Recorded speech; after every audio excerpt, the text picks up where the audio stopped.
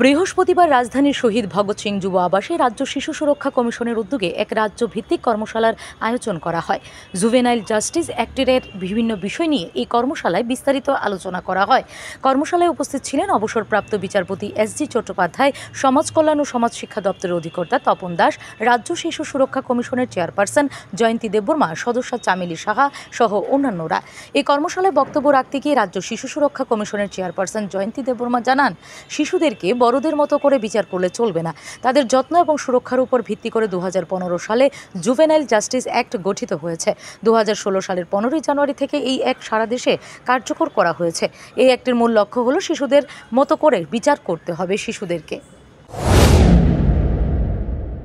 সবাই জানি বাচ্চাদের নিয়ে যদি আমরা কাজ করি তাহলে কিন্তু অনেক সময় আমরা বিভিন্ন সমস্যার সম্মুখীন হই।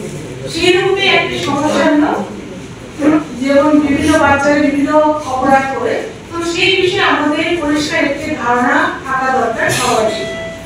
সেইগুলোকে আজকে এই বিষয়টা এই ওয়ার্কশপে গুরুত্ব, কারণ আমরা জানি অ্যাক্টের মাধ্যমে এটা 2015 সালে গঠিত হয়েছে এবং 2016 সালে 15 জানুয়ারি থেকে এটি কার্যকর হয়েছে।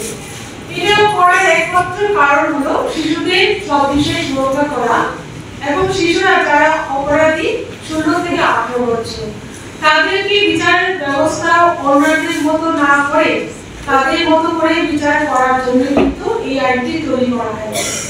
Bureau report, S Bharat live 24 hours.